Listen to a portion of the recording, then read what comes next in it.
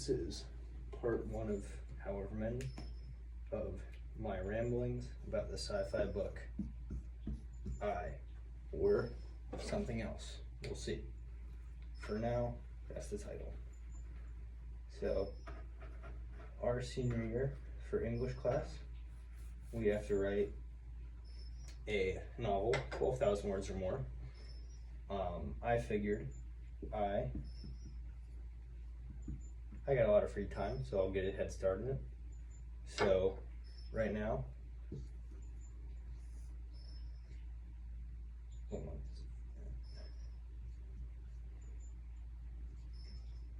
I figured I've got 2 years worth of Decembers before we have to write it, so it's plenty of time to finish it up. It's going to be a sci-fi book, as I mentioned, so there's a lot of world building, and I thought, just so I can remember everything, have a place to keep track of it, I thought I should go through all the story. So it starts with the Sherho creation myth. The Sherho are people who live on the jungle planet that I have not thought of a new name for yet. I would like to fix it. Currently, it is called the Einland. Drawing some trees here. However, the Einlings are a specific culture, so it wouldn't, that maybe doesn't make the most sense for it to be. Oh well.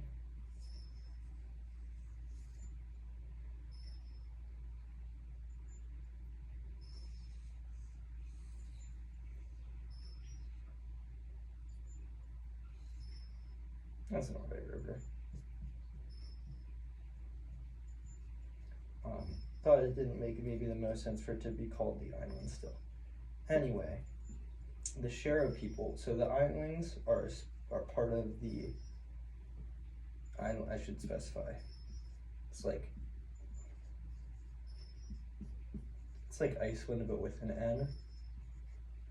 The Einlings are a specific part of the Zuvu species. They're called Zuvus. The adjective for that is Zuvutech, like Zapotec, Mayanek, sort of along those lines. That comes from the name for the species in the Innish language is ZVTK. I think I know Z and V. Z, V, from here, T's, I think that. It's right to left. K is like that, maybe. Something like that, but it's ZVTK. So that's where you get Zuvutech from. Part of the reason that it would be Zuvutech also is I'm maybe going to be writing this book in Spanish, and so the adjective in Spanish is Zuvutecano, because I needed to make something that sounded like a Spanish word that also describes them well. So, with the Zuvus, we've got the Innish and the Zuvus, I should have clarified, they're vaguely crocodile-esque.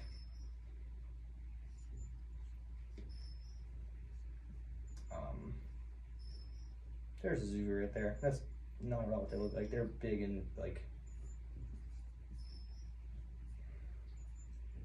8 to 9 feet tall. Just vaguely crocodilian. So we've got the Zuvus over here. So some of those are called Einlings, and they are Innish. Others are, they don't visually look any different. Some of the species, different cultures are going to look noticeably different. Not these. To be clear, there's also not like a huge separation between their head and the rest of their body. That's just how I'm drawing them.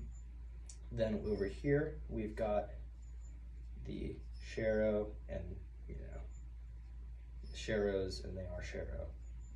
And in their language, Sherho is an interesting. Really, the initial language is more like the Zuvu language, because the Sherho language is only nouns and adjectives. So when they're speaking, they'll be saying nouns, adjectives, things like that, some prepositions, in Sherho, and then others in Innish. So it's sort of a mix. So like Sherho in Sherho is, so it's a much more growly language, whereas Innish, you're whistling while speaking. So it's just an odd language that hurts my head when I speak it. But so the Zuvus and Sherhos in this universe, I should clarify what's going on here, where we are, the setting.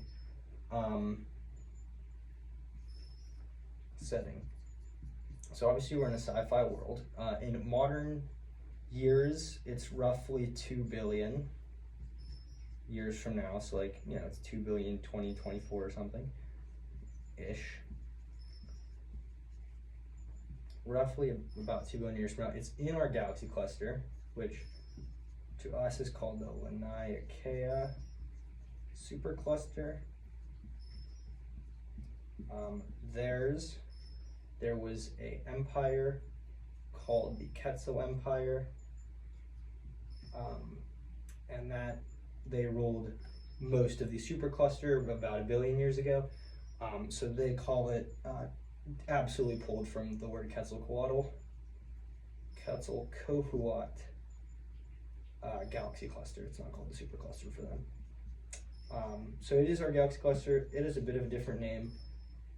We'll see the Quetzal influence pop up other places, but Quetzalcoatl galaxy cluster. And so in that, you still have Earth, although things that happen that we'll get into, humans aren't around really in the same form. But so in addition to this being a sci-fi universe, imagine that, you know, it's 2 billion years from now, from the present day. But 1,000 years ago, we're in like, 1,000 years ago, we're in like medieval times, right? We got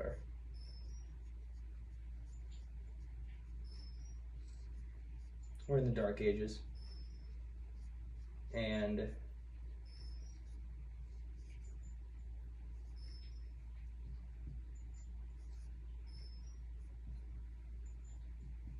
Dark Ages, we got our whole castle here. I probably didn't need to draw all that, but we're in the Dark Ages, and like truly imagine like a fantasy novel type thing. Like there's wizards, there's magic, it's a widespread thing. This is effectively a universe in where magic used to be a widespread thing and is not anymore. So now it is not called magic. People might refer to it as magical or something like that, but it is called, so let's finish erasing, esoterica, meaning secret or hidden knowledge, something like that. Esoteric, you might have heard as an adjective. An esoteric in this universe can be used to refer to the typical meaning of esoterica, just like something that is secret or hidden. However, much more often you are going to hear it used to describe relating to esoterica, or someone who uses esoterica would be called an esoteric. That's the noun for it. So there are 7 orders of esoterica that are still around. I don't believe there's many that have, I haven't thought of any at least, that have faded. But I'll start with the one I've mentioned, the order I haven't mentioned, but the Order of the Quetzal. And that one hasn't really been fleshed out too much yet, so I don't have much to say about it. Then, so I mentioned the Quetzal Empire. I'll put over here what they are. Quetzal Empire. The Quetzal Empire covered 98% of the, as we would call it, Laniakea supercluster. Huge empire, lasted for a couple 100 million years. Incredibly powerful leaders. The thing you'll notice throughout the story is that the larger scale you go, the longer events take to change. So like, while for us 400 million years, an empire lasting 400 million years is absolutely insane. I mean, if an empire collapses, you have to, at the very least, wait for news to reach its outer reaches that the empire's collapsed. So it's just a slower time scale on everything. So that's why we're able to have these 400, 500 million years empires in that range. So the Quetzal Empire is what is called one of the four empires. So three of the four have a dedicated order. The other two being Order of the Danez, where Order of the Danesian, I should say, which comes from the Danez Empire, which was formerly Earth, and they draw their magic from this crystal that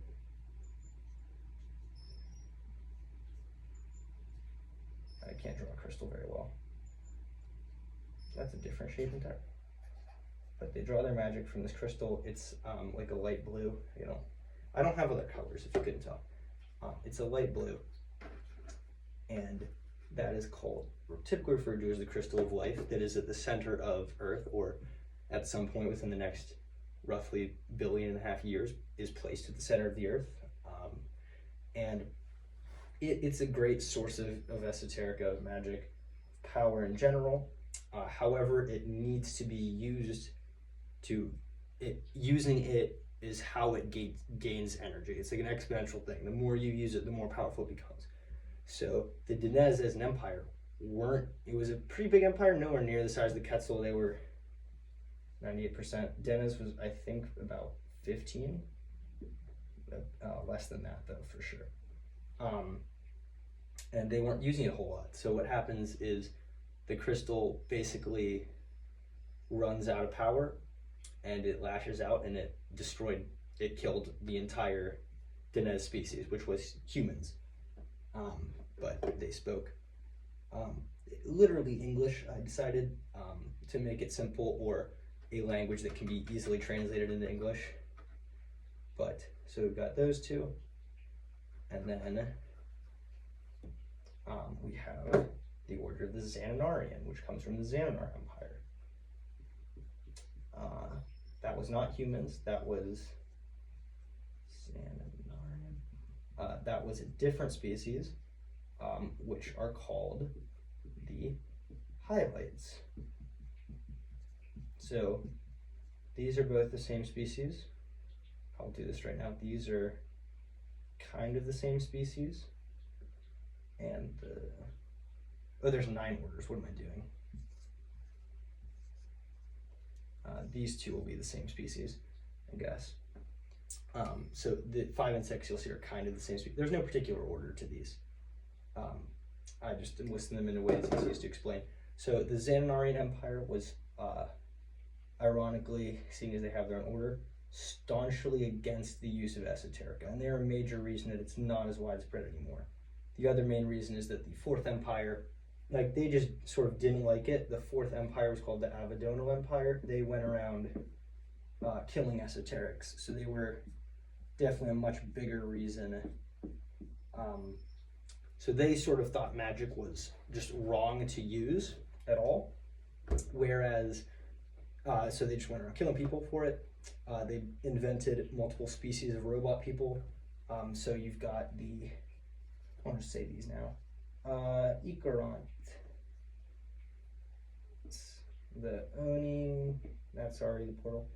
The Chalordians, and Capaceptins. So Capaceptins, built to use a sniper rifle. The Chalordians, built to just kind of be versatile. They weren't really a specific weapon. Oni are like huge robots that are physically very strong, have very powerful muscles. And then the Icarants use swords. And those all live in a place called the Iron Wastes. That was formerly almost entirely owned by the Avedonal Empire. However, since their collapse, a new empire is forming called the Iron Wastes Empire. It is sort of absorbing stuff. Each of those at the moment does still have their own nation, but remains how long that will be. So they sort of thought that using magic at all was not good, and that it would corrupt the soul. Whereas Order of the Xananarian thought you have to use it right almost. So the Order of the Hylite, especially, as like the current leaders of that order is the Shaman's Guild. So there's sort of a tribal element to that. They have a lot of rituals that go into using their magic that you partake in from a young age. So to them, they think that those rituals are barbaric in nature and that you shouldn't have to undergo permanent changes to use magic. So whereas a shaman, so you have a shamanic highlight, and then you can see sort of how baked the Order of the Xananarian became into their government, because the two types of highlight physically are a shamanic highlight and a civilized highlight. So sort of inherent bias against the shamans, obviously. So they're vaguely dragon-esque in shape. So, however, a shamanic highlight, they're going to have their big wings, lots of horns. This is sort of an artist's interpretation.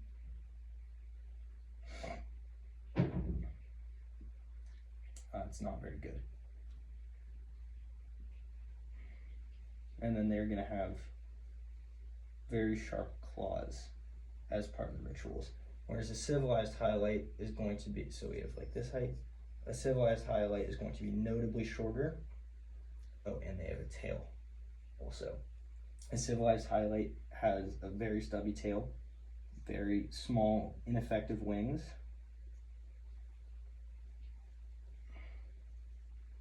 And they're only about halfway up their back. And it sort of looks like a baby chicken that didn't come out, right? They have very sharp or no claws at all. And I can't draw legs well of what they look like, but you can imagine it. Because their tail is so underdeveloped, they have trouble walking properly on two legs, where shamanic highlights are typically able to walk fine on two legs and run extremely fast on four. So shamanic, that order is sort of focused around, so the Order of the Xananarian is focused around literally like dispelling other things, like preventing other esoteric from doing its job. Order of the Denesian is just any esoterica that pulls from the crystal of life. Order of the Hyalite is sort of combat based, that focuses a lot on teleportation and visibility though. Order of the Quetzal just kind of is. They have a thing that they do called a liquid thunder. It's exactly what it sounds like. Not a whole lot to them though. Fifth, we have, we'll do Order of the Gumbali. It's recording, alright, cool. Had to make sure. Order of the Gumbali and the Order of the Techizi. These, I said, kind of come from the same species, because currently, that's right. So these both come from the planet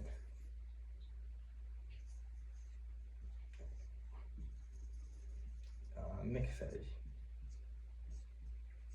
and that is a word from the Micpan language, Michpan, where, so currently that is inhabited by, or no, the planet is a Gumbali word.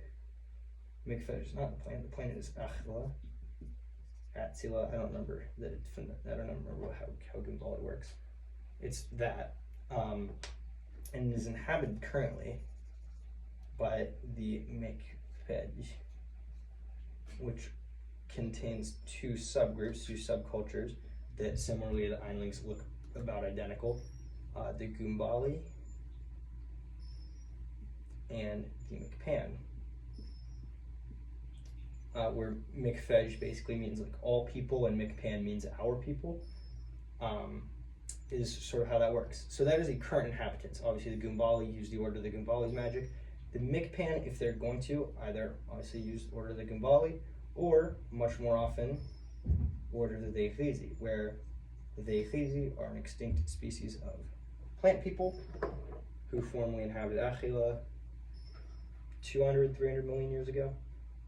A long time ago, but by no means an insane amount of time. And they were typically a farming people who farmed moss and were able to metabolize that in addition to photosynthesizing. So that's what I mean when I say it's the same species. They're currently the same species, however, at the time of their respective foundings, I should say the Theghizi and the Mikfej species at no point coexisted. The Mikfej only evolved well after the collapse of the Theghizi, due to global CO2 levels on their planet dropping drastically due to the hyper existence of plants and not enough animals to keep up. So CO2 levels dropped rapidly, huge oxygen levels that eventually went back down as animals rose, but that led to the extinction of the Theghizi Empire, and ultimately the Umbali evolved after that. So you got those two, and then Order of the Kunik is the Kunik people, shocker, and that's priestly, like healing magic typically. There's lots of different sects of it, but generally they involve healing. And then finally, we have the two most important to the start of the book, the Order of the Inish and the Order of the Sherho. I'm not going to write those down because there's no point in doing that. Or I should say it is Order of the Inish, even though most of them are demons. Order of the Inish and Order of the Sherho. Order of the Inish is literally like almost mixed martial arts, including esoteric. The Inish martial arts is a very popular sport. And some use esoteric with that to just enhance the strength of their blows, the ability they can like to run, to resist hits, things like that. That type of thing, just making them more physically formidable. Whereas the Order of the Sherho has perfected the use and is currently the only ones who are able to use what is called white fire. I don't remember the word for that in Sherho. Probably or something like that. And they use that to great effect. So that's all you need to know for the start of the story. So this is the Sherho creation myth. It is the opening of the book, chapter 1, page probably 3. I don't know. This is, we'll draw a little. We got a lake here.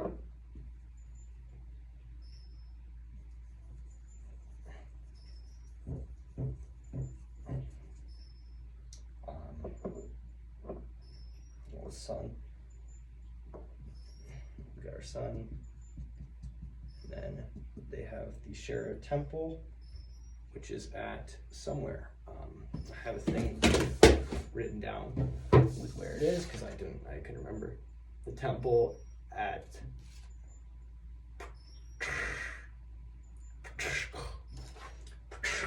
is this temple, and that lake is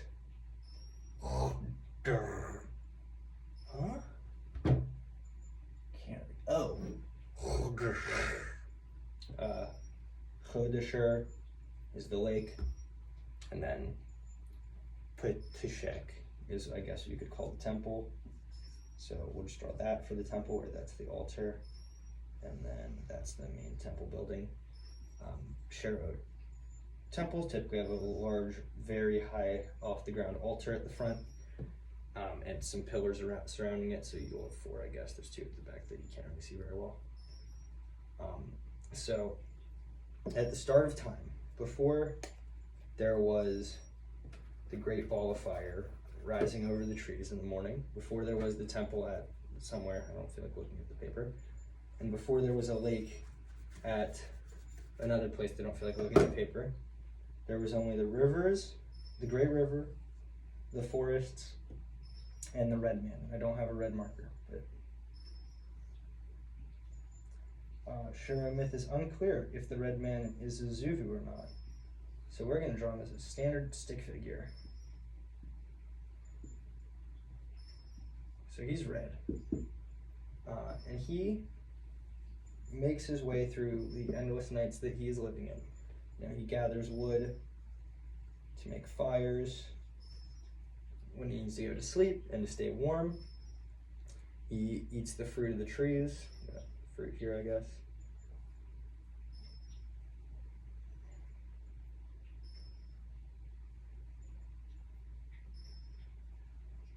He eats the fruit of the trees, and he survives. But one day, he starts to get a little bored. So he's walking through the woods, very dark woods. This is mangrove forests also. I just can't draw mangroves, probably. I don't feel like trying. He's walking through the dark woods, and he begins to whistle. And he writes, according to Sherho tradition, the first song, which is called Tevatamar. They have a third language that is just for songs, and that is the language that the word Tevatamar is in, which means something. The te means the, but I didn't decide what Vatamar means. It's V-A-T-A. Tevatamar. So he sings that. He writes plenty of more songs. One of the books of their religious text, which is sort of like the Bible, and not Old and New Testament, but in the way that there's just different books. Books have chapters as well. There is two books which are called respectively Songs of the Red Man and Songs of the High Priests. And I could not tell you for the life of me what the words for any of that is in Sherho. No clue. But that collectively makes up their sort of hymnal and the songs that they would sing at a worship or sacrifice ceremony. They do blood sacrifices, not of their own species, but that is one of the reasons that the Aboriginal saw them as barbaric, in addition to many other factors. Many other orders that didn't do that were seen as barbaric, though, so obviously that's not the only thing. So eventually, he creates a bunch of songs. The Red Man, I'm drawing differently now. That's not.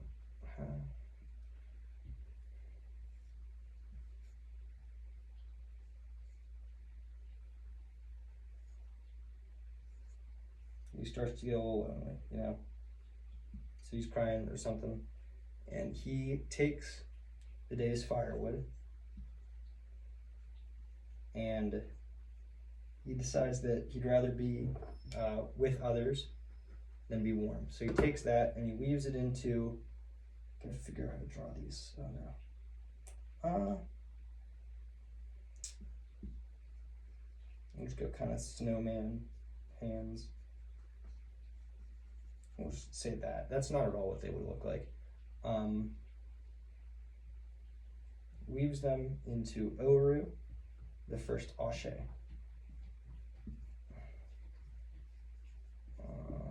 Ashe. Oru. Ashe is interesting, weird spellings because it's mostly vowels. So that's O, that's that's and that's U. Just to clarify what's going on there, when I write Ashe words, they're often spelled very weirdly as to what you'd think phonetically. Especially, you'll see that when you see the children's names. A lot of them look really dumb. So Oru is the first Ashe. There's sort of tree people that inhabit the island, name pending, along with the Zuvus. So he makes her, she is his bride. Although in Sherho there's not specific words for male and female, so it's more his, I should say there's not a gender associated, though he's called the Red Man, it'd be more accurately translated as the Red Person, with Oru being his spouse. And when I say that, you'll see what happens, I'll explain it when I get there actually.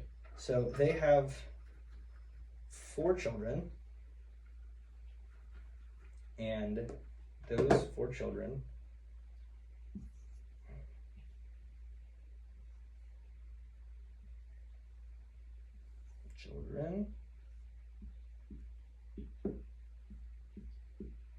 I don't know how you swallow a baby like that.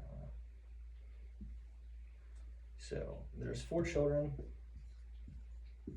and their names are Yeira, which is a name that will come back later. It's these names obviously are very common among Ashe in the way that, like I can't think of any examples. Like Aaron, Mary, like biblical names tend to be common among Christians. Jewish names or Torah names from the Torah, names from religious texts tend to be popular among those cultures.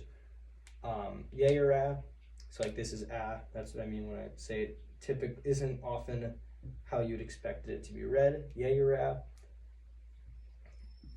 ow. Can't read my writing. Oh. Owo. Owo, I should say.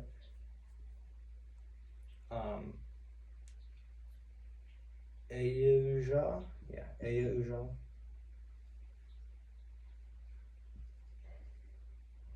Ayuja. And Uweria. So when I talk about there not being a difference in gender, typically in sheriffs, there's obviously is, but it was not used in basically any of the original, the oldest found documents and most current ones of these religious texts. So they have these 4 children. However, directly translated, Oru dies at the time of the birth of Uweria. So typically when, I should say, to clarify, because not all species are like this, Zulus reproduce sexually similarly to Earth animals. Most animals from the island do. Again, that does not hold true for all planets. That is just there's depending on where you are in the galaxy, different, like there's trends at a intergalactic level. So they are very near to, say, Sepasanct, which is where the Hyalites live, who also reproduce sexually in that way. Whereas, the Gumbali are there, they reproduce sexually, though the Tehuzi didn't, they were able to reproduce asexually.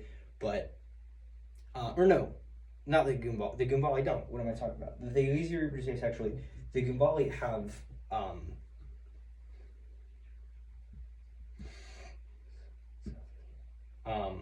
I believe 14 biological sexes. And there's a way to figure out, I wrote a piece of code to figure it out because I figured that was the fastest way. When I basically I wrote a thing of code to do all the possible PUNet squares effectively. But yeah, there's 13 or 14, somewhere around there, biological sexes that are given literally because there's so many letter names typically, where it's called the dominant and subdominant forms of a specific sex. Those are they're hugely different, just similar colorations and stuff are assigned capital versus lowercase letters. But so we have Oru dies at the time of the birth of Uweria, assuming that if the red man is taken to in fact be a man and Oru a woman, then it can be assumed that this was dying in childbirth. However, any other number of explanations is possible. However, they go on to form the 4 tribes of the Ashe. The Yeya. What on earth does this one make? The Awa.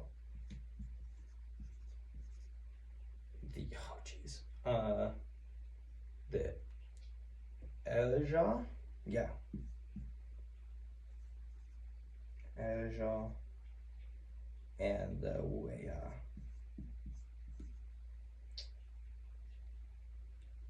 Weya.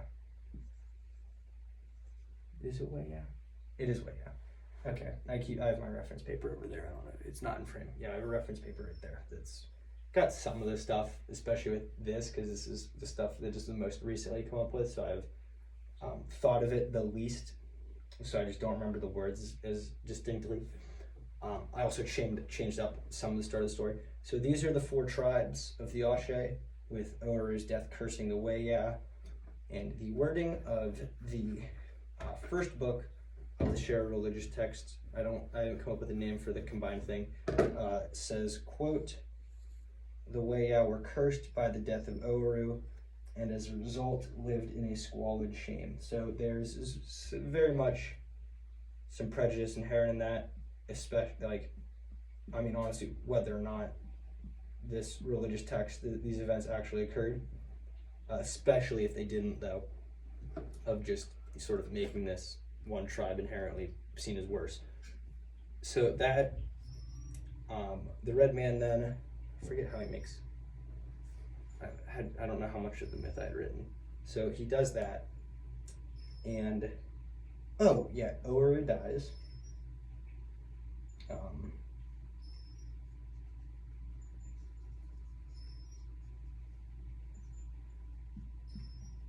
So Oru dies, and he takes the wood of her body. They're made of effectively wood. I mean, if you look at it at a microscopic level, it's a bunch of tubes made of a fiber, a strong, thin chain polymer. So basically fiber, just maybe something else that's a different composition of elements, and it burns well. So takes her body, makes a fire. That is the first white fire, is her funeral pyre, and the smoke from that forms, I forget the Sherho word, there's not an English word for it, so we're gonna go Praket. The smoke, that's smoke for sure. The smoke coalesces to form the Praket, which I will talk about later. So smoke sort of coalesces to form that. The white fire is white fire, and he takes the ashes, or the, not the ashes, he will take the ashes and do something with them. He takes the coals while it's still burning, and those form the hope motor, not motor, the hope core. So sort of the life crystal, there's probably should be an intergalactic word for them, but the life crystal is also called the life core, in that it is seen as being the origin of life in the universe. Like, that is where life initially all comes from. Similarly, the hope core, the Praket, if you write it in, there's anglicized Sherho and regular Sherho. Regular Sherho, it's PRKT. Praket is the soul core. So it is what provides beings with souls. Or is seen as that. That's sort of an esoteric point of view on all of that. But the hope core looks vague like that. It is orange. That is why they believe, that brings up an interesting point in that they would never have seen it. So it is interesting. It is orange. Most certainly when these were written, it never would have been seen. So because he takes that and he buries it. We'll get a good. So he takes that and he buries it right next to Saddam Hussein. He buries that, just underground, and so it would never have been seen until the events of this story. A hostile power will end up digging it up, I believe. We'll wait on that, but he builds a temple to Oru on that site, which is called the temple at PTSK, which was the temple I mentioned earlier. So we've got our high, the creed lines are really nice. Our high altar, there's stairs at the back to get up the altar. This is like 20 feet right there.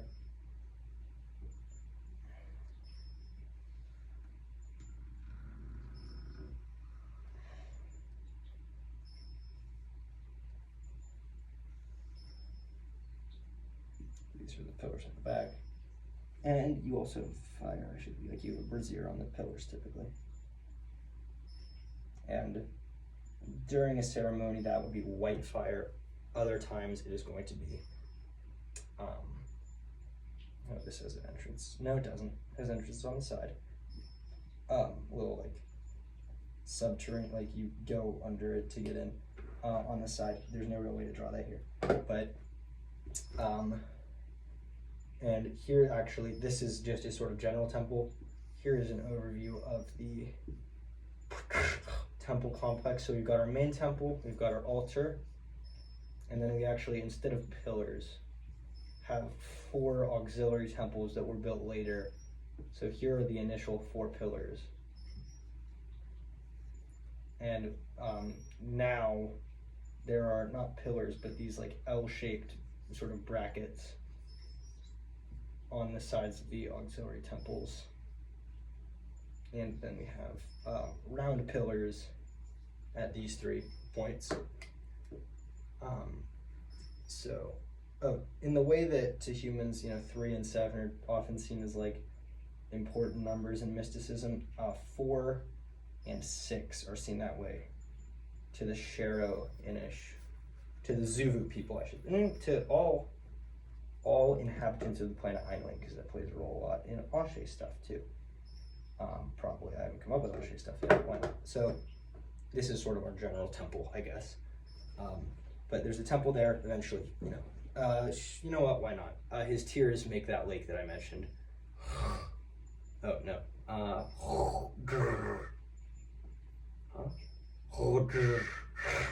Something like that. That.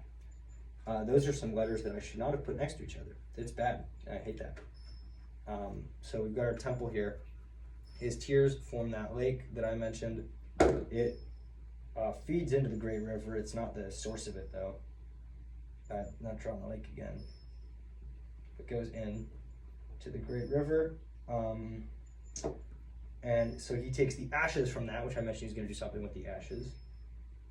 The Zuvu are in a very, very dark shade of green.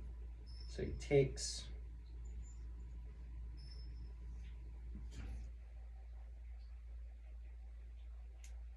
these ashes and he uses them. I don't know. I know he's going to use them to make them. I haven't decided how. Because like, why would he just like make a dude?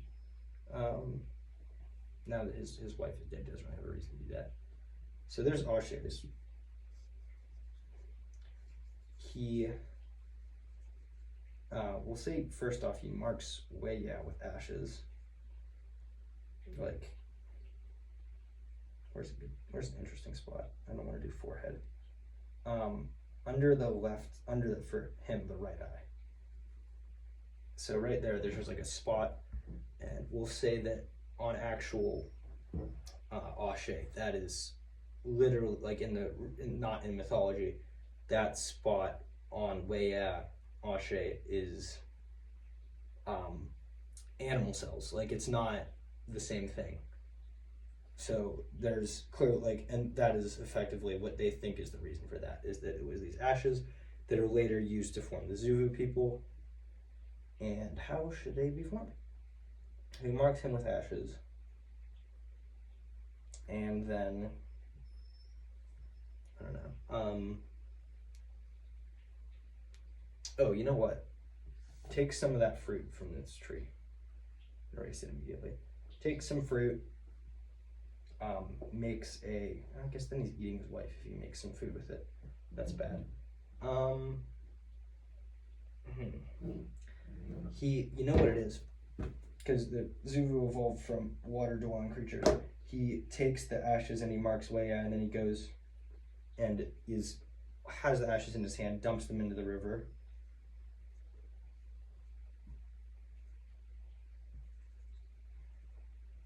And they get sort of carried downstream. And they become all fish. And then all fish, he wipes his hands on the dirt after he throws it in. Like he wipes his hands on the ground, and that becomes all land creatures. And finally, he wipes his hand on a tree, and that becomes, they don't have birds, why not? Just to make it less complicated. Yeah, they don't have like flying creatures. Well, maybe they do, but they count as land animals for this purpose.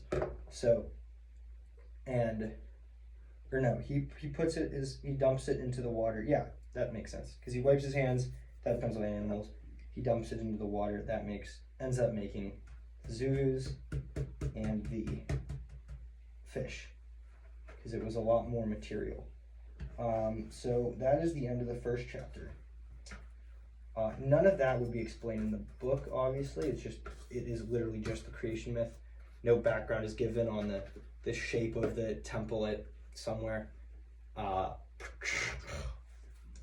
or the lake, and not like archaeological evidence has shown that it did not always be there. So there's a lot of archaeological evidence for the Sherho myth. There's plenty against it. Like, there's not a common ancestor to all Ashe,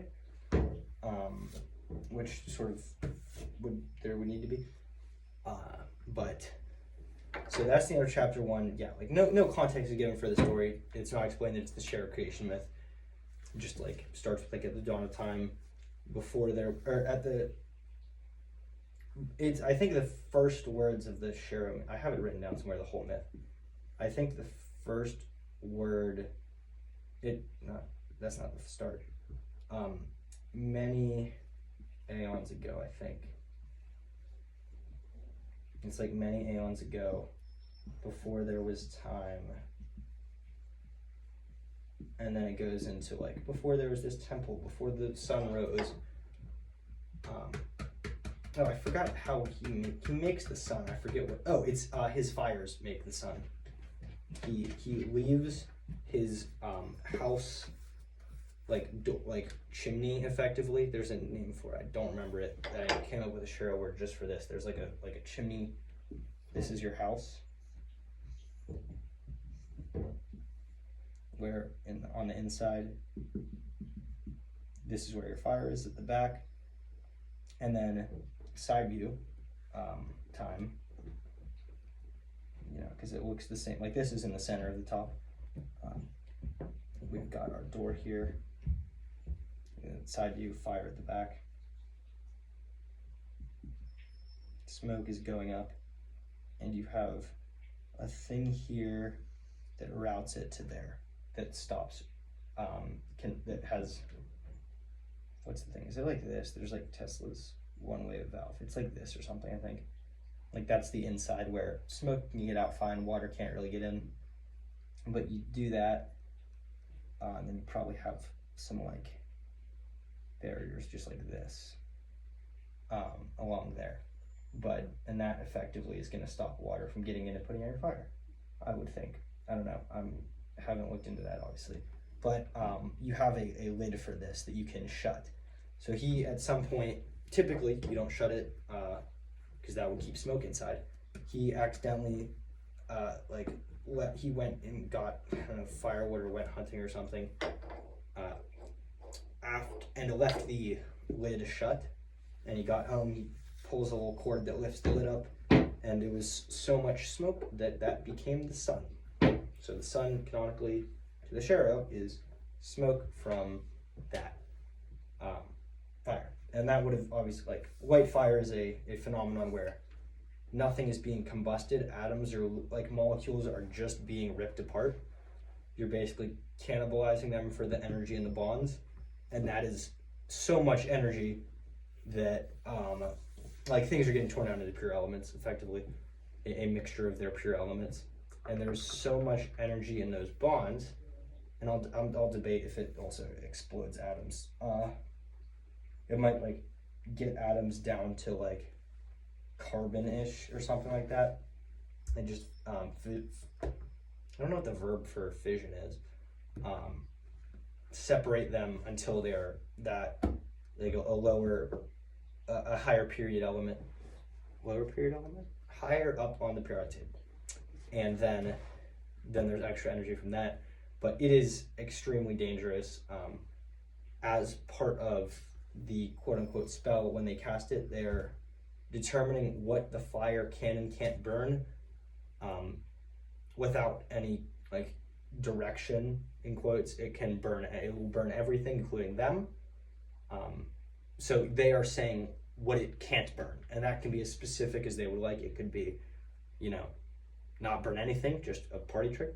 It could be burn nothing but this quarter of this square of this board. Like it could just be burn that and it would get rid of it effectively. Like when something gets burned by white fire, it's pretty much gone. So I'll have to see how that works with like information theory. But yeah. So that's chapter 1. Chapter 2 opens with final video, I might cut this and just have it be like a time lapse of me writing it, but I doubt that.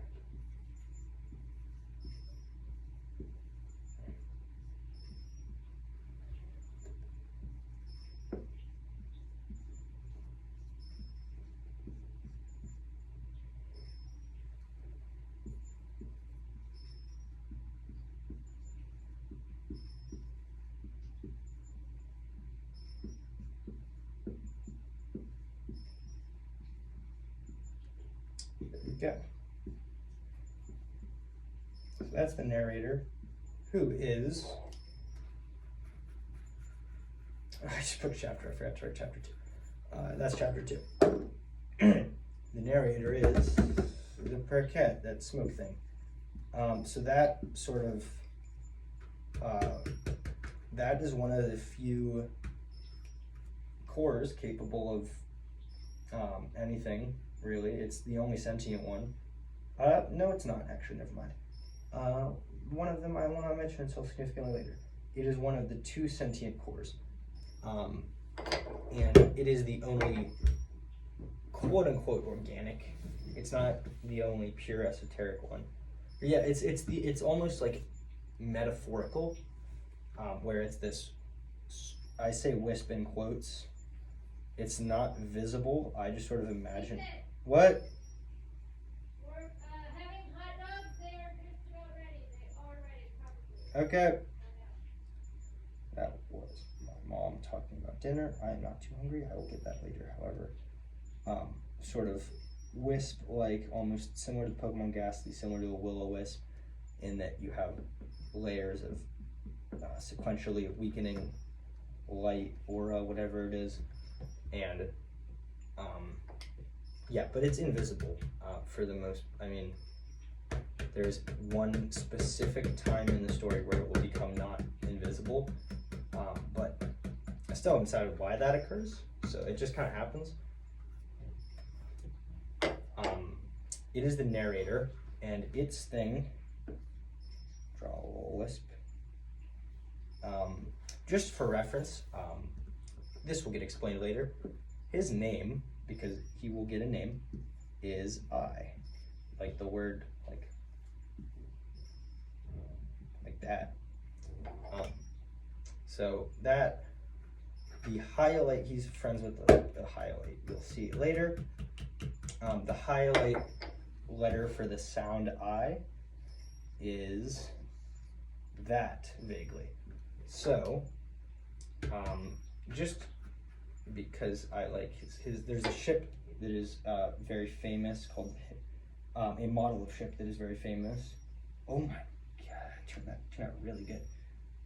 For like Picasso-esque like wine drawing. Big gun on top. This is a very large ship. This is like 10,000 feet long. This is called the Hippocampus, so just keep that in mind. They're like, their rival ship is that. But that's a very common, that's a very well-known ship model. So his signature, let me draw the character again so I remember. I know his signature, but that's his that's not good. That's worse. That's closer. It'll end up, if I do it right, kind of looking like one of the guns from Halo vaguely in terms of like thickness and length. That's best, probably. But that's what it is, because when he writes it, he just does the highlight sound I as his name. If I ever write something in highlight, I is AI. This eraser's not very efficient. So his thing, this is I right here. I'll probably just start drawing him as that. So he can, this is Bill. Bill has eyes. He can inhabit Bill's mind. So Bill's got his little brain in here. It's pretty small, I guess. So Bill's got his brain here. I can just kind of spectate the whole world from Bill's point of view. He cannot see when he is not in someone's mind. He can switch minds at will. He doesn't particularly like to. That's not a factor of how difficult it is for him. He just doesn't like to. The Praket, to be clear, it's just, he is the Praket. It's not like a species or something. So he can do that.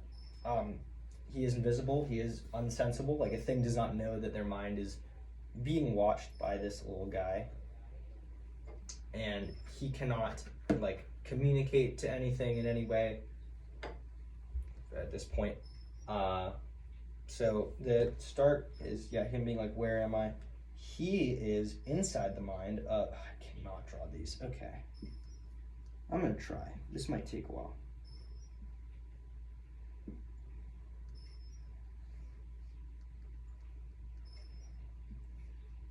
Just kind of jumping around to parts of its body that I remember.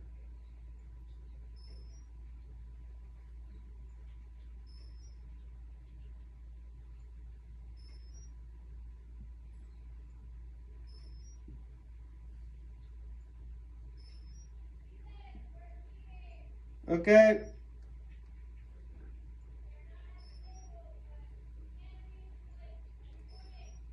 No, thank you. I'm not gonna finish drawing it. These are, to be clear, those things are like this part, and this is flexible. That part's not, but the long part is flexible. And then this is a membrane right here.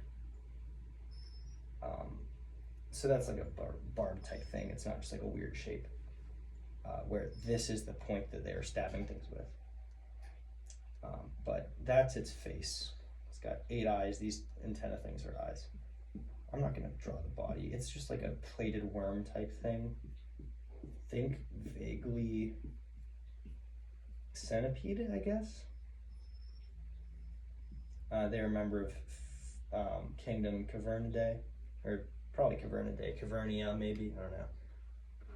And then the tail has a spike that's not very, it's like sharp, it's not painful to stab into things, which doubles as a, there we go. There's also beef and beans on the right. Okay, but that doubles as a proboscis type thing, and they have like proboscis type things going on with their fangs as well. That doubles as a proboscis and an ovipositor, which is like an egg-laying thing. It's like something that lays eggs. So what they do is, just draw this now. You'll see why it comes into play later, by which I mean like 2 seconds. That and that, those will come up.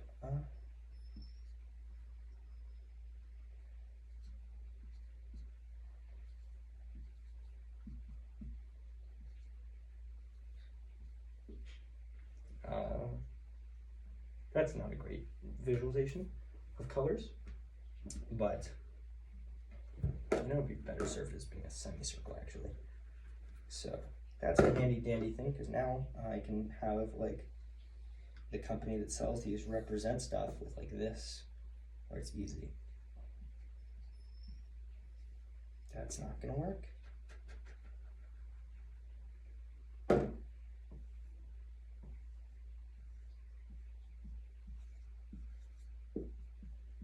It's not very perfectly spaced, but and then this, that's half gray, still kind of light.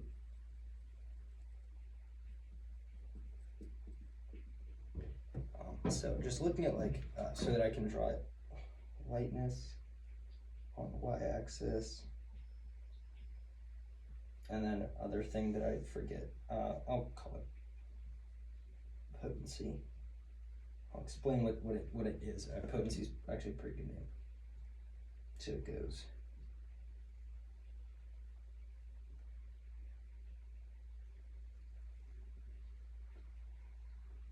Like that, because I can't really do anything with this marker. So just to be clear, visually, and there are sort of signs like these versus each other, obviously. Like this one has 3, this whole height part has 3 identical looking possibilities, or this heart has 4 even. But you would be able to tell if you know what you're doing. It's not that hard. So Kyverns.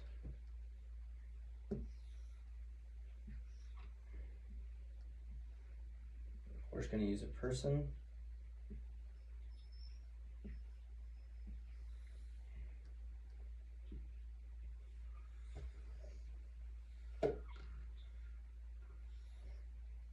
That's a person for sure. Okay, so Kyvern, what it's going to do is it's going to bite right here on your spinal cord. And it's going to stick the needle in at the base of your spinal cord. Just stabbing into the spinal cord right there. Those barbs are going to go shoulder blades, like right around your clavicle. That's, I don't know, that's a tendon, I think. But over your delts. So that's just where they, I mean, you know what they look like, I just drew them. That. So that's where they go. And they are one of the earliest forms of human enhancement besides like medical drugs. So just move this over. So Kyvern worms will have a color associated with their, let me draw just a fun little, like, this is their eyes. So this will be the color of their eyes and their barb membranes. And the fangs also. Though it'll be tinted towards white typically on the fangs. And this is just the eyeball part of the stalks. These will be a little color black, I guess. Just to indicate that they're not colored in this way. So they will be on somewhere along this spectrum where it circles best fit, actually, because it can loop around.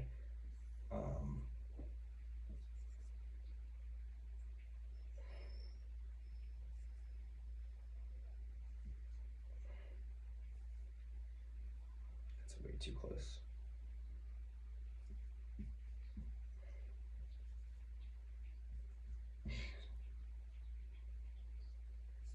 Okay, I don't remember the stuff too well, but like strength, just where strength, they're basically they will attach to you and they will adjust your nerve signals in some way. Where, for example, I know blue is speed. No, green is speed. What am I doing? Blue is reaction time. It's not quote reaction time. That's fast twitch muscle strength.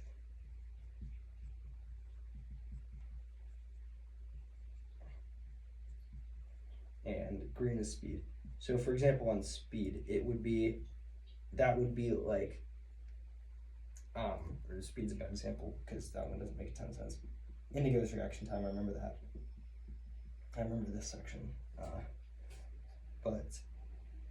And then this violet, magenta, that area is endurance, because you get like a thing here that's like endurance and strength.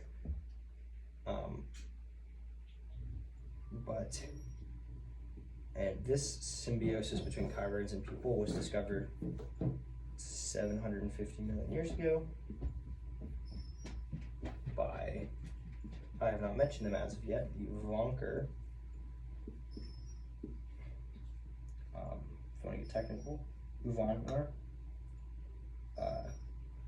where, that's not a person's name, that's a species. This is effectively the Isaac Newton of future science. Gant,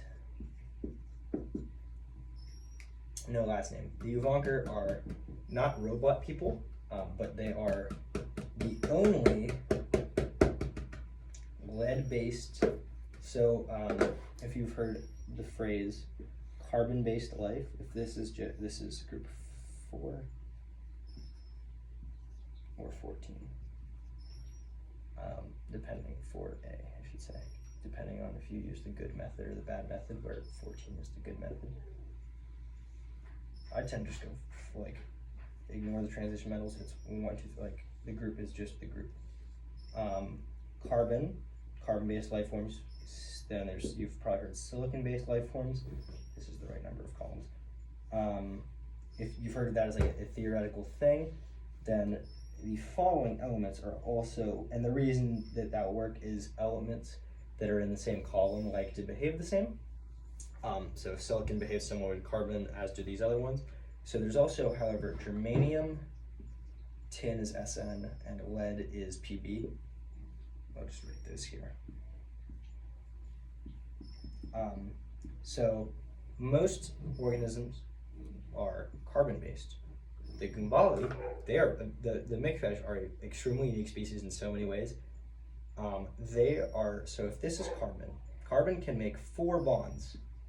And that is why it's so special. These elements, like 4 bonds is pretty much the most any element can make, like under typically bonding. So 4 bonds is a stupidly high amount. So that's why carbon's so important. Silicon, germanium, tin, lead, all can do that as well. Then there's also, I think, fluorovium, but that one doesn't matter because it has a half-life of like 4 microseconds, probably something like that. I don't know. Carbon can make 4 bonds. The mikfish, a huge storm, basically, a couple trillion, no, not trillion, pretty much at the start of their planet, they had a very high neon atmosphere and a very high oxygen atmosphere. So neon can't really bond things, but the storm basically got rid of some electrons so that it could, and I believe it's, no.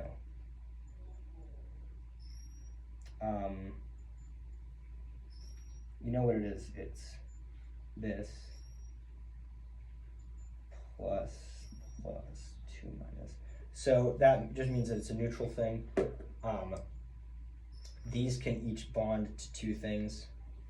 But the shape that ends up happening with that, because of the way things work, is that you end up pretty much having your 2 oxygens. So this, you can see we've got 4 bonds going like this. These pretty much end up doing the same thing, just a little bit offset. And then sort of 3D above all of that is where your neon is sitting, just kind of there. That's an N. So they're extremely unique. They're the only species whose life is built, whose system of life is built entirely around, well, their planet's life is all built around, typically referred to as Zikium, which is that NEO2 substance. So that's extremely unique in that way. But the Vonker, there's a type of thing in their cell that I don't want to go into too much. I will eventually be publishing a syllabus for TB, which is like the intergalactic equivalent of the AP program effectively. TB, panorganic chemistry, which we'll get into that plenty of that kind of thing. But effectively what happens here is their cells have something that what its identity is indicated by, let's say there's 4, there's most of them, one of them has 3, I think. Let's say there's 3 slots, and then a slot can be any one of these 5. Maybe not silicon, I don't remember. So this slot's a carbon, this slot's a silicon, this slot's a germanium or something, I don't know. Obviously it's more complicated than this, but like you plug in those, like it's literally called like, I think it's called like crystallate or something. Crystallate, something like that. Let's just go with that. I forget, it's written down somewhere. I'm not gonna change the name to crystallate, but like that one you might refer to as carbon, silicon, germanium, you know, or maybe it's carbon, lead, carbon, tin, germanium, lead, tin, germanium, whatever it is. So they can effectively, they have only 1 biological sex, but you need 2 of them to reproduce for genetic diversity. That's the easiest way for species to evolve, so that's how most are. But effectively, they have 4 biological, even though they have, I'm hoping people who see this know about gender politics enough to know that gender and sex are different, but they have one biological sex, which a biological sex refers to purely reproductive organs. Like their reproduction is, both of them contribute a reproductive thingy, and that's the same type of thingy for both, and then that combined makes a fertilized egg. Whereas they have four biological gender is not really a thing for humans. Not really, is not a thing for humans. For them it is, because your cells will have some, individually, their atoms will have some identity of some combination of these five, and typically that ends up expressing which of these four your body, combination of these two, which of those four your body is primarily using, and that will end up either looking sort of a dark gray, and this is not tied directly to what they look like on their own, because tin will look brass, like very much like brass, even though tin is a light gray. Light gray, ironically, is germaniums, and then these will look like a high copper bronze. I guess I'll write that out fully. And bronze is already high copper, but I'm talking like really, like pretty much copper, but a little bit browner. And I'll just write what they are typically, what the actual name for the biological genders is, because you've got adamant comes from lead. And they're all like unique alloys. Adamant, benephelin comes from germanium. Lenotherium comes from tin. And another one whose name I don't remember. Where benephelin is seen as the metal of wisdom, adamant the metal of resolve, lenotherium the metal of reasoning, maybe, like logic, and then the other one is the metal of courage, metal for all those. But that was just a little tangent about who the Vonkert are. So Gant discovers that these things can get on your spine and do fun things. But so this is seen as a wheel, where this is 0 degrees, like this is, I don't know, like that's like 60 maybe. So it goes that way. I mean, I guess it goes from low wavelengths to high wavelengths on the color spectrum. Like it's not really a wheel, but they can appear purple, which isn't really color that exists.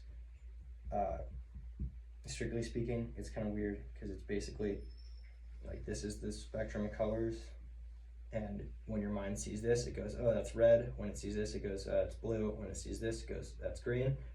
So when it sees these two, and then when it sees all three, that's white. So when it sees these two, it's thinking, oh, there's probably going to be green, right? And then there's not green. It doesn't get a green signal.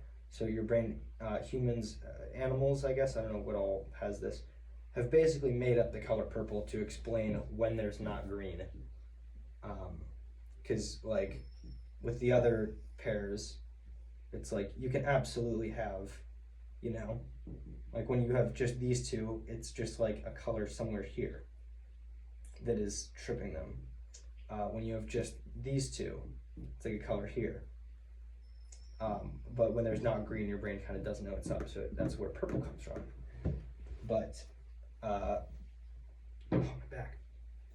So you have your whole color spectrum, and that will determine what benefits it gives you. So like with strength, it is taking your nerve signals.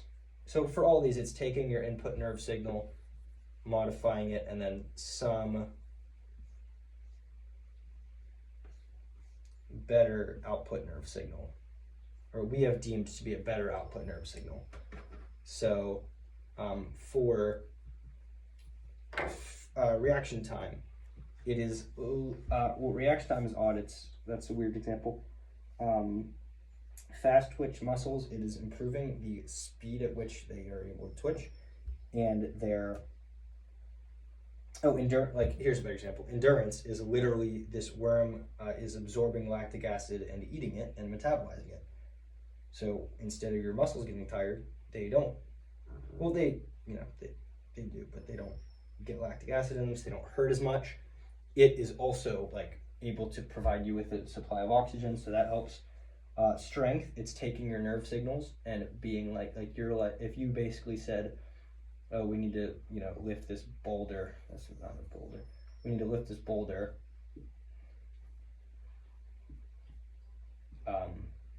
And your brain sends a signal to your arm. It's like,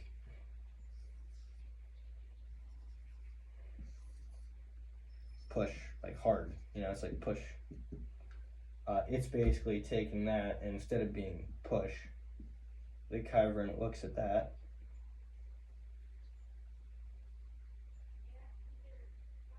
And goes, that's not good enough, and it instead tells that arm, like really push. So it's not actually making you stronger, it's just making you make better use of what you already have. So it's not like a cheat code to being stronger. It also can literally, like if it's somewhere in here, there's been a phenomenon observed where it takes that lactic acid and instead of metabolizing it, uses that to make micro tears on your muscles, and that makes them stronger. So it basically just like, it will do that to some degree, but that's how they work. And then imagine each of these, how much they provide you with a given benefit is based on their distance from that letter, and imagine the letter, distance from this point on the outside is how much of a given thing they give you. I'm forgetting what the math is on this, but I'm pretty sure if you're at any point in the circle, the total distance to all of them is going to be the same. And I could check that at some point. I won't, but imagine they're scaled, the way that they're scaled based on distance makes it so that you're getting the same total amount of power, total amount of benefit no matter what. In other words, the distance to all of them totals to the same amount no matter what. So where, let me put the letters back. And this is our 0 mark because it's listed in degrees. So where perfect green is 180. You have this, and this is where this comes in. This, the lightness, its potency, it is expressed. It's I forget what the word is. It's when two genes are associated with each other. That is tied. Potency is tied to the coloring of its plates. So an extremely white plate is going to be like if a thing has white plates, it is going to be like, maybe this worm has 45 degrees, like there, and a white plate, like a perfect white plate, that's right there. Whereas this end is a perfect medium gray. That is going to be right here no matter what color it's. The eye color is telling you the angle. It's polar coordinates, I'm realizing. So if you know what polar coordinates are, you're good. But the color is telling you how far of an angle off of here to go. And then that basically, instead, that doesn't give you a point though, that gives you, like if it's this angle, that gives you this line that, only goes to there. Gives you this line, and then this spectrum is telling you how far along that line. Here, is maybe right there, and that's called platinum. Here is maybe going to be like a pretty bright white. Maybe it's the same color. And then here is going to be like right there, probably. A bit before that, it's probably there. Like that tells you how far along that line you need to go.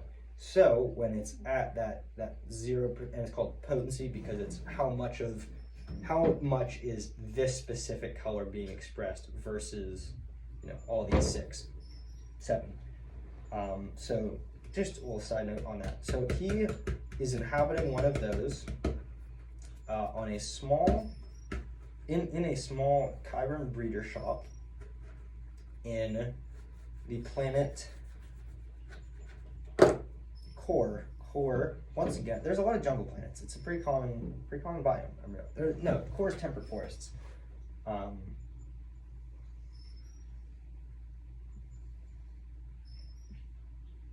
Here's our map of Core. Why not? Let's just give water. Oh, they don't have oceans. These are forests versus plains, let's say. Oh yeah, darkly colored in as forests, I guess. So they're on Core, I guess. And the shop run by a pretty famous, like it's a small community, so it's not like, a celebrity getting interviewed all the time, but like hugely famous among Chiron breeders, like very good breeder. I don't know their name yet. This Chiron's name, I gotta figure out a way to like draw these quickly. I'll just do that as like the symbol for a Chiron. This is tons. These are obviously named by the breeder. There's not a period there. Tons F benefits.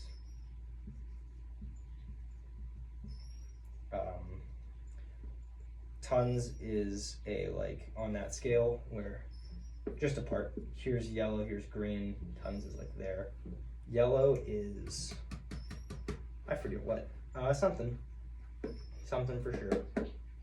That's a color called Devilier. I haven't decided where this name comes from, but Devilier green. A lot of shades are named. So that's Devilier, Devoliir. Devilier green is what its eyes and stuff are. And so you've got tons. His friends include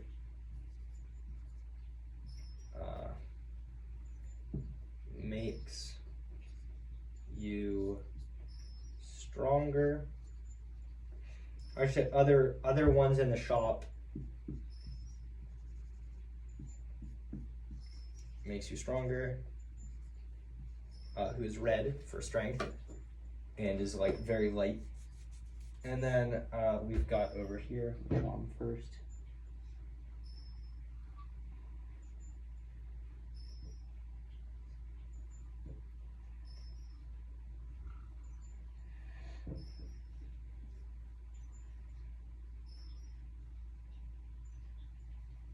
He's got a scar there. And write his name under him this time. This is, I'm not going to write out the full title, I'll write out what I remember. His Majesty, Baluchar the Eternal.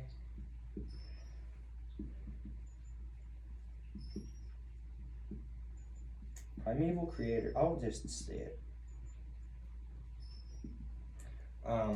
His Majesty Baluchar the Eternal, Primeval Creator, Destroyer of Souls, Master of Light and Dark, no, Destroyer of Worlds, Master of Light and Dark, Ruiner of Souls, Destroyer, Slaughterer of the Filsnider people, Slayer of the Dragon of Dinez, I should put tons out, Slayer of the Dragon of Dinez, Chosen One of the Chata,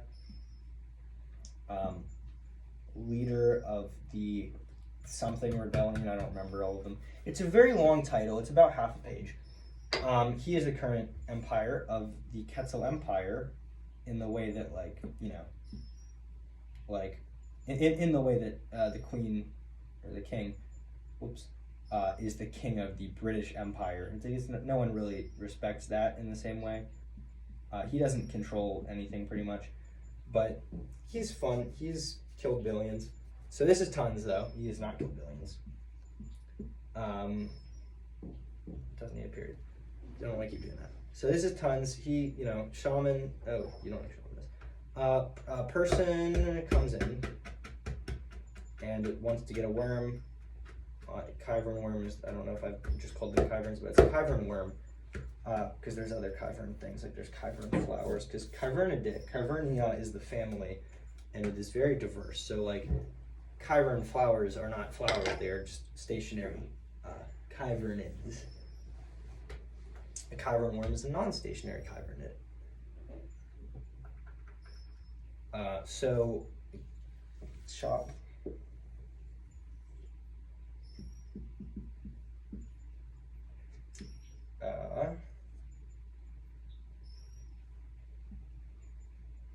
You got all these worms here. They're behind the cage, I guess.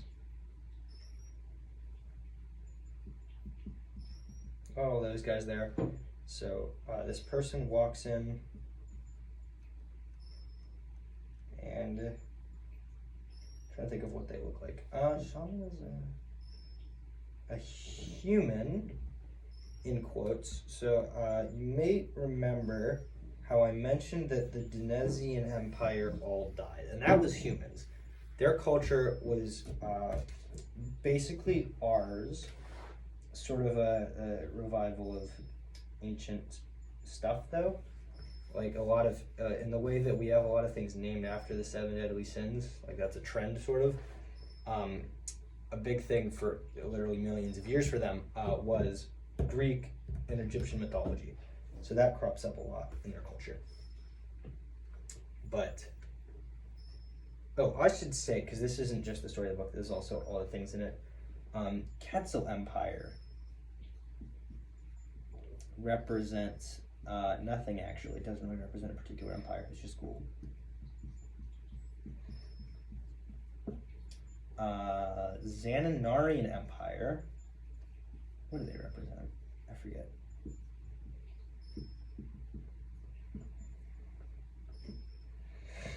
Dinesian.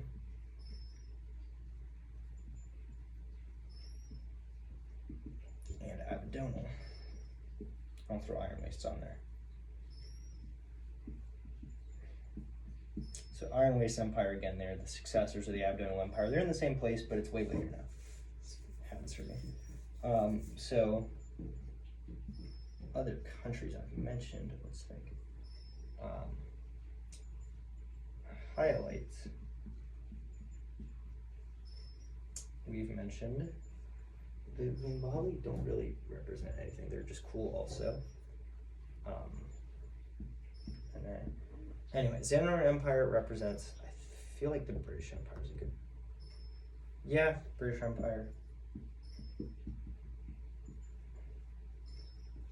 That's a good, I mean, they're smaller by a huge amount, but yeah, British Empire works. Dinesian represents the Greek and Roman empires. I should say early Roman, or pre-Christian Roman, however you want to describe it. But we'll just say Greek civilization.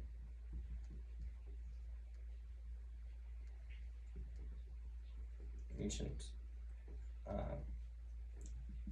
Avidonal represents the Holy Roman Empire's war on paganism, and also the Mongolian Empire culturally speaking, or no, yeah, Holy Roman Empire. And the Iron Waste Empire represents the Mongolian Empire. But actually, no, Avidonal represents the Mongolian more? That's weird. Yeah, we'll go with that. We'll go with Mongolian for them. As a way to describe it better. Oh, yeah, no, never mind. Mongolian fits way better. Mongolian Empire, Iron Waste represents modern Russia. A couple of them represent Russia. They represent closer, I guess, to modern Russia than the USSR. Highlights represent Scotland and the paganist traditions there versus Christianity and Protestantism, especially Ireland.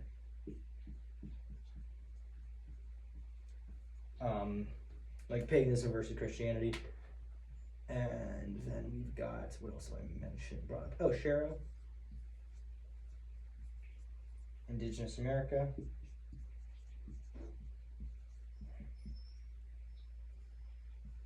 I cannot spell right now. Indigenous Americas. and the Inish there. And the Oshe also. I was trying, however, not to frame their myth in that style. I was trying to frame it as generic creation myth. Indigenous Americas, Sherho represent most closely the Aztec and the Olmec, which if you know them, they're fun. Aztec and Olmec, Inish.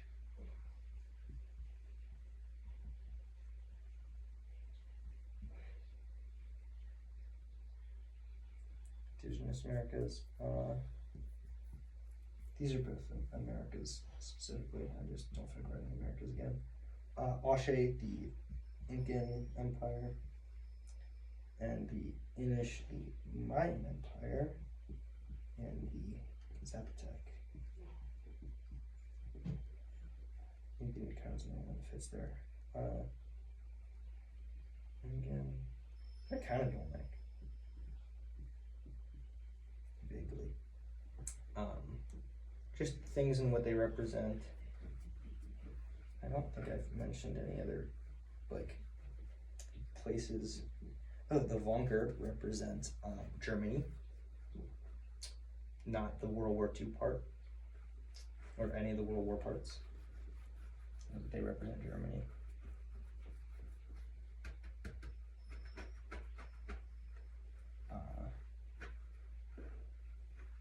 Okay. Oh, I hope that it did not stop recording because I hit 20%. Did not stop recording. Okay, good. Yeah. So that's what represents what. That customer who comes in purchases and gets the surgery to attach tons to their back. So I will leave this particular recording off with that.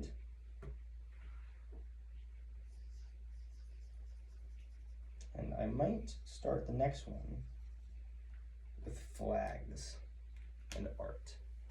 We shall see. Oh, her name is Shaman.